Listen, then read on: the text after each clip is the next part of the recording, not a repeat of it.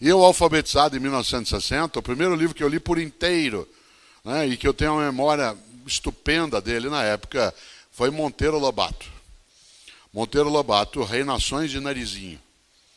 Em 1960 eu fui alfabetizado e aí eu li Reinações de Narizinho do Monteiro Lobato, com todas aquelas histórias maravilhosas sobre o sítio do Pica-Pau Amarelo e todas as outras coisas que povoam a minha memória até hoje. Mas eu vou contar uma coisa aqui, que quem nos vê agora na transmissão ao vivo e também é aqui presente, talvez não imagine. Quando eu li Monteiro Lobato, em 1960, ele era um livro proibido pela Igreja Católica.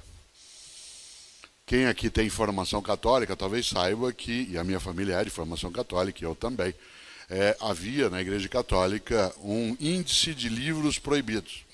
Isto é, um índice de obras que as pessoas católicas não deveriam ler, porque marcadas por algum tipo de não recomendação. Esse livro, para usar uma expressão e parecer que eu sei latim, chamava Index Librorum Prohibitorum. Não é tão difícil imaginar, até você inventaria isso como se não fosse latim. Index Librorum Prohibitorum. Monteiro Lobato estava nesse livro. Isto é, nesse índice de proibidos estava Monteiro Lobato. Por várias razões. A primeira delas porque ele construiu um mundo de fantasia. E de acordo com a Igreja Católica da época, não agora, essa fantasia poderia distorcer a cabeça da criança. Olha que coisa atual. Essa fantasia podia fazer com que ela pensasse o que não deveria, isto é, viajasse a cabeça, acolhesse uma boneca que falava, dialogasse com um sabugo de milho, conversasse com um porco, o Marquês de Rabicó. Parênteses, mais tarde essa obra foi passada para a TV, o Sítio do Pica-Pau Amarelo. E durante um período ditatorial, no Brasil não tão distante, várias das partes dessa obra foram censuradas no programa de TV. Entre elas porque há momentos na história em que ela encontra Peter Pan, encontra a fada Sininho, e a fada Sininho ela conseguia voar usando um pozinho que ela jogava nas asas. E na interpretação da censura, esse pozinho sugeria outro pozinho.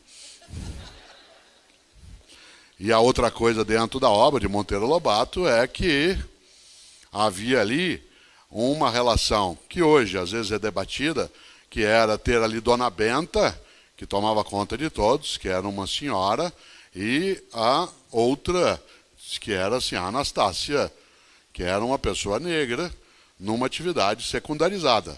Mas uma pessoa negra que naquela obra de Monteiro Lobato, no contexto da época, numa postura ainda secundária, ela discutia com Dona Benta, ela falava, e de acordo com a censura, nos anos 1970, essa discussão entre uma mulher branca, que era Dona Benta, e uma mulher negra, que era assim, a Anastácia, podia sugerir algo que no Brasil, segundo eles, não existia, que era racismo. É interessante. No entanto, li eu essa obra várias vezes. Eu li várias coisas do Monteiro Lobato. E essa eu li com prazer porque era proibido. E quanto mais proibido, melhor. Eu nunca esqueço, fazendo um parênteses dentro do parênteses, um dia eu estava lendo uma obra do Stendhal. Né? O Stendhal tem várias coisas magníficas na literatura, a Cartucha de Parma, né? O Vermelho e o Negro, mas ele tem uma descrição de uma cena numa obra que você vai entender, é gostoso demais. Né? A cena é uma princesa no alto de um castelo, na torre, numa noite de um calor insuportável. A princesa está tomando um sorvete delicioso. E aí a personagem, feita pela princesa, diz assim: pena que não é pecado. Olha que coisa deliciosa. Se aquele sorvete, além de tudo, fosse pecado, ia ser muito melhor naquele calor, naquele horário, naquele momento. A literatura faz isso com a gente, na filosofia, na ciência, na arte. Ela mexe, né, com a nossa emoção, ela nos surpreende. E Monteiro Lobato, ele criou uma expressão, não só ele criou uma editora, que foi a Editora Nacional, né, que percorreu parte da trajetória no Brasil, como ele fez a campanha pela fundação da Petrobras. E por que ele defendia que o petróleo fosse nosso, isto é, que a gente não entregasse um recurso natural como o petróleo para outros países, outros que o explorassem, ele defendia a campanha feita no Brasil nos anos 1940, que era o petróleo é nosso. E porque ele defendia isso, ele foi acusado de comunista. E é claro, não só ele não era comunista, como essa ideia não era uma ideia comunista. Aliás, uma parte do pensamento militar brasileiro tradicional, de base positivista, republicana, vem desde Benjamin Constant e outros aqui no Brasil, defende, né, a ideia da posse por parte do poder público, em nome da população, daquilo que são os recursos naturais. Mas ele, o Monteiro Lobato, foi censurado, porque acusado de comunista não podia ser lido por católicos. A acusação de alguém ser comunista, ela é muito comum até hoje. Ela persiste como se isso fosse uma chaga, que a pessoa não pudesse pensar como ela é, o jeito que ela imagina. Interessante. O Monteiro Lobato, mais tarde, esse índex foi desmontado e ele dali saiu. E eu conto essa história porque, sobre o Monteiro Lobato, eu tenho um relato que eu gosto de lembrar. Tem a ver com leitura, tem a ver com livro, tem a ver com o fato de que o Monteiro Lobato não só fundou uma editora, né, como ele criou um lema, que é uma frase que circula pelo país todo, que, aliás, deveria ser retomada agora, que é: um país se faz com homens e livros. Claro que a expressão, na época, usava homem no sentido de humanidade, né, de seres humanos. Mas a frase é dos anos 1940, tem que ser olhada no seu tempo. E a frase dele, repito, é: um país se faz com homens e livros. Aliás, uma frase bem atual, né, para também os nossos momentos. E é curioso porque eu fui secretário de Educação na cidade de São Paulo, e no ano de 1991, eu fui visitar uma escola na periferia de São Paulo, que tinha, durante o dia, turmas regulares de ensino fundamental, e à noite, no horário noturno, nessa escola, numa área bem distante da área central da cidade, funcionava uma escola de educação de jovens e adultos, num projeto criado pelo professor Paulo Freire, que foi o secretário antes de mim, chamado MOVA, que era o Movimento de Alfabetização de Jovens e Adultos.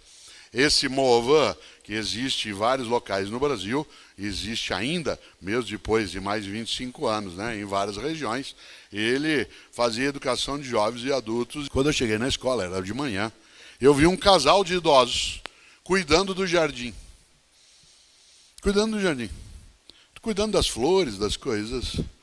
E eu cheguei para eles e falei assim: vocês estão cuidando do jardim? Vocês trabalham aqui? Achei estranho porque parecia... Eu não sabia a idade naquela hora, mas pareciam bem idosos. E eles disseram não. Falei: como é que vocês chamam? Falei: nós somos casados. Eu me chamo João e ela se chama Maria. Nossa, parecia uma história, João e Maria. Falei: quantos anos o senhor tem, seu João? Ele falou: eu tenho 90 anos. E a senhora, dona Maria? Eu tenho 88. Falei: o que vocês estão fazendo se vocês não trabalham na escola? Só nós estamos cuidando do jardim. Sabe por quê? Porque essa escola faz com a gente uma coisa maravilhosa. Ela está nos ensinando a ler e escrever. A gente frequenta à noite aqui as aulas. E como a gente está sendo ensinado, a gente queria retribuir. E o nosso jeito de retribuir, o que a escola faz por nós, é cuidar do jardim. Você já imaginou?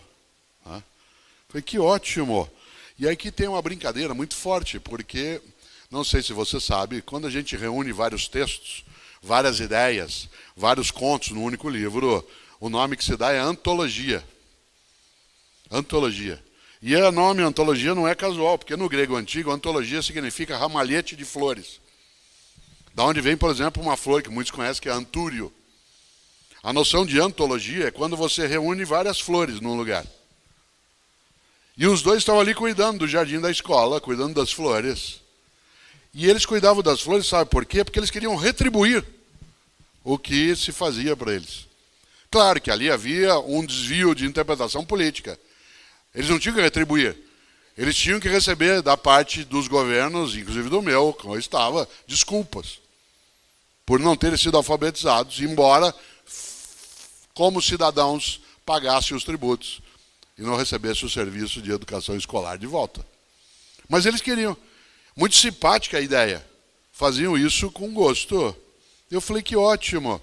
Falei: seu João, por que o senhor está se alfabetizando agora, aos 90 anos de idade? Obviamente que ele já faleceu, estou falando de alguma coisa que aconteceu em 1991, ela também. Eles disseram: sabe o que é, moço? Sabe, eu queria aprender a ler e escrever porque eu queria ser engenheiro. Na hora eu fiz todas as contas. engenheiro. Ele estava fazendo uma coisa que na época a gente chamava de suplência 1. Depois ele teria que fazer suplência 2, suplência 3. Depois ele teria que fazer, né, vestibular, entrar na universidade. Claro que ele não seria engenheiro. A probabilidade ia ser muito reduzida. Mas não tem importância. Ele sonhava. Ele sonhava. Aos 90 anos ele sonhava em ser engenheiro. A condição social dificultaria, o analfabetismo dificultaria, mas não tinha importância. Para ele, ele ia toda noite à escola, porque aos 90 anos ele ia ser engenheiro. Ele tinha um sonho que ia adiante e ele ia atrás. E porque ele sonhava em ser engenheiro, ele achava, com toda alegria, que aquilo seria possível, de manhã ele cuidava das flores na escola gratuitamente, para poder enfeitar o lugar onde ele poderia um dia ser engenheiro. E eu falei para ele, e a senhora, Dona Maria? Claro que eu demorei para deglutir o que ele disse. Falei, e a senhora está se alfabetizando agora, com 88 anos, por quê? Ela falou, sabe o que é, moço? Eu trabalhei, quando eu era menina, logo depois dos 12 anos de idade, eu trabalhei muitos anos na casa de um homem que escrevia livro. E eu cozinhava para ele, desde menina. E ao cozinhar para ele, ele adorava a minha comida. E eu nunca pude ler nenhum livro dele. E eu queria aprender a ler para poder ler um livro dele. Eu falei, como é que é o nome desse homem? Ela falou, Monteiro Lobato. Eu quase caí para trás. E naquele momento me deu uma coisa equivocada, que foi uma raiva imensa do Monteiro Lobato. Por que equivocada? Porque Monteiro Lobato estava no seu tempo, estava no seu momento. Mas um homem que escreve que um país se faz com homens e livros, que funda uma editora, que cria um mundo de fantasia, eu queria cobrar dele, em 1991, uma coisa que em 1940 não aconteceria. Seria uma coisa que eu dizer, né, que Aristóteles era machista, porque lá na sua obra política, há 2.500 anos, ele diz que as fêmeas sempre são secundárias. Eu não posso dizer agora que Aristóteles é machista. Eu posso dizer de mim, se eu falar isso, que eu sou machista. Mas não posso dizer isso do Aristóteles. O pensamento dele está numa outra época. Eu demorei para engolir direito a história de que o Monteiro Lobato havia feito isso. E ela aprendeu a ler, porque ela viveu mais um tempo, e eu sei isso, porque na época a gente foi buscar uma parte dessa história. Ela aprendeu a ler e leu também Monteiro Lobato. Ele queria ir ao jardim de manhã para retribuir o fato de estar sendo alfabetizado. Ela queria aprender a ler, para poder ler os livros do homem para o qual ela cozinhava, porque ele gostava da comida. Cada um tem seus motivos na literatura, na escrita. Há pessoas que escrevem para falar com os outros, há pessoas que escrevem para falar consigo mesmo.